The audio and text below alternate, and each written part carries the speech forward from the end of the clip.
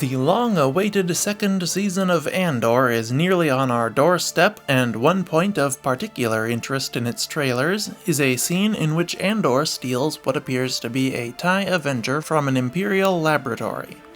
In this video, we will take a look at this TIE fighter model's design, specifications, and history, and how I expect the Canon version to differ from the Legends version.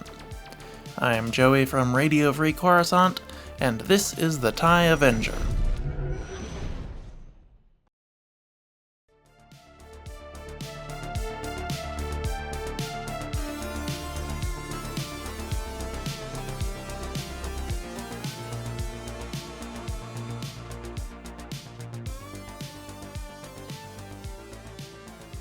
Design.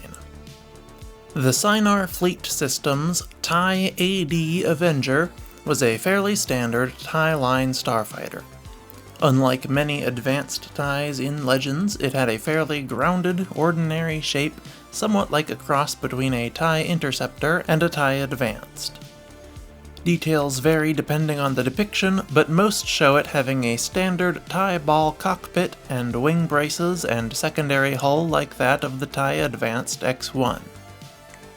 Its wings were like that of a larger TIE Interceptor, but with the vertical segment in the middle instead of the rear, and sharp points at both the front and the rear.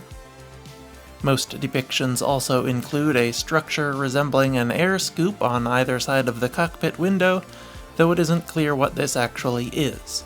Perhaps the missile launchers or some kind of sensors. The version of the TIE Avenger seen in Andor is slightly different. It has extra external weapons, much larger engines, and a large, rectangular passenger cabin with a rear boarding ramp. The basic form and details of the ship, however, remain essentially the same. Specifications. We don't have any official dimensions for either version of the TIE Avenger. It appears to be on the larger side for a TIE, perhaps about 12 meters long by 6 meters tall and 8 meters wide. In Legends, it had a maximum atmospheric speed of 1,300 kilometers per hour, and unusually for a TIE fighter, a Class II hyperdrive rated for 133 megalight per hour. Also unusually, it was equipped with 2 Novel Dex shield projectors.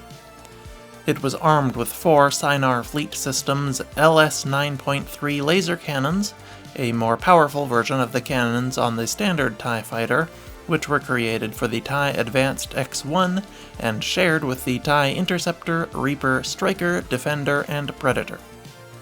It was also armed with 2 Scinar MG-2 general-purpose warhead launchers, which could each carry 4 standard or 8 advanced concussion missiles, 3 advanced proton torpedoes, 2 heavy rockets, or 1 heavy space bomb.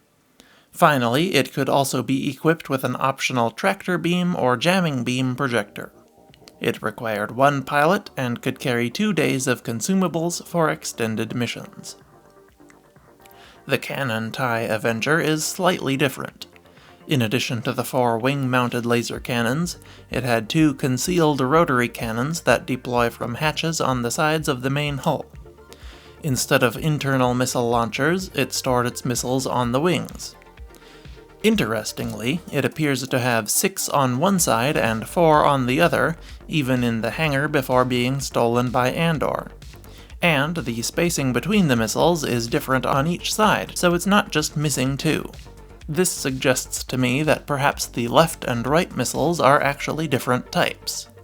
Perhaps one side is concussion missiles and the other is proton torpedoes, or one side is air-to-air and the other side is air-to-ground. The wing-mounted munitions and addition of rotary cannons makes me think that the Canon version of the TIE Avenger could be inspired by the A-10 Warthog, which has both of those features, but we'll have to wait for the show to come out before we can see if that holds any water. Like the Legends TIE Avenger, the Canon version also has 1 pilot, but this one should be able to carry passengers and cargo as well. We can very briefly see 2 seats next to the boarding ramp in one of the trailers, and I would be willing to bet that there are at least 2 more. It can also probably carry a small amount of cargo, perhaps a couple hundred kilograms. History. The history of the TIE Avenger is where things really start to diverge between canon and Legends. In Legends, the TIE Avenger was created from the program that developed the TIE Advanced sometime around the Battle of Hoth. Imperial Admiral Zarin was in charge of the project, and got a breakthrough when he discovered Habine and Narwhal scientists who had invented a hyperdrive small enough to fit in a starfighter. He had this incorporated into the latest prototype of the TIE Advanced, and this, in combination with the shields and weapons it had, impressed Darth Vader enough to authorize a full production run. It was renamed to the TIE Avenger to avoid confusion with the TIE Advanced prototype used by Vader, and was put into limited production. It was still too complex and expensive for the Imperial Navy's liking, but several admirals still adopted it. One of these was Admiral Harkov, who valued its survivability after losing too many TIE fighters in the Saipan Civil War. However, the cost of the Avenger wasn't the only mark against it in the Imperial Navy. Shortly after the Avenger was put into production, Zarin's engineering team also created the TIE Defender, and that swiftly overshadowed the Avenger with its greater maneuverability and extra ion cannons. The more versatile Defender quickly became the more popular fighter. But the Avenger's troubles didn't end there. Now Grand Admiral Zarin defected from the Empire and started a coup against the Emperor. While he ultimately didn't succeed, his first targets were the Empire's TIE Avenger and Defender factories to ensure he was the only one with access to those fighters.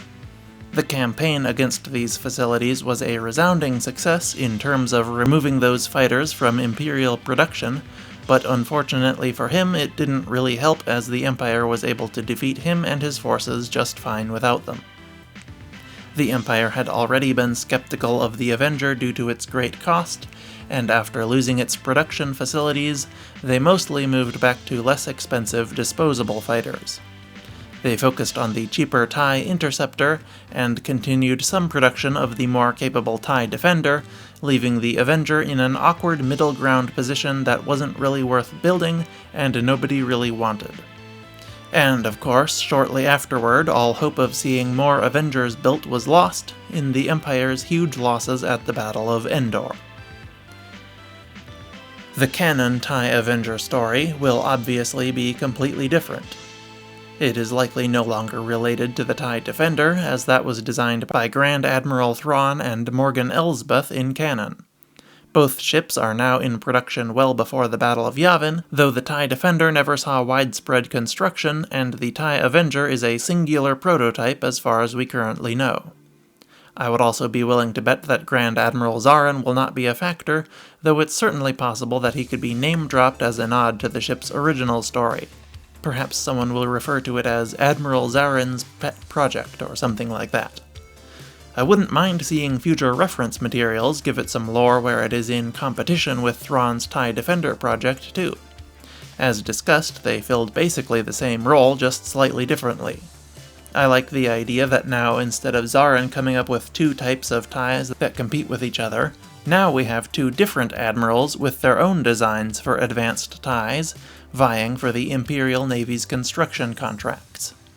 I think that would make for a very entertaining backstory for this starfighter that would tie in well with Palpatine's desire for infighting and competition between his subordinates to both boost their effectiveness and distract them from teaming up to overthrow him.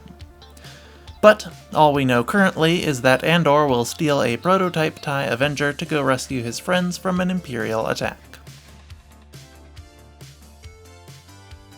And that's everything there is to know about the TIE Avenger. Let me know what you think of this ship, and if you're looking forward to seeing it in Andor Season 2, or what other ships you hope to see there. Be sure to subscribe as well so you don't miss our continuing Andor coverage and other Star Wars videos. Finally, thank you for watching, and I'll see you next week. RFC, out.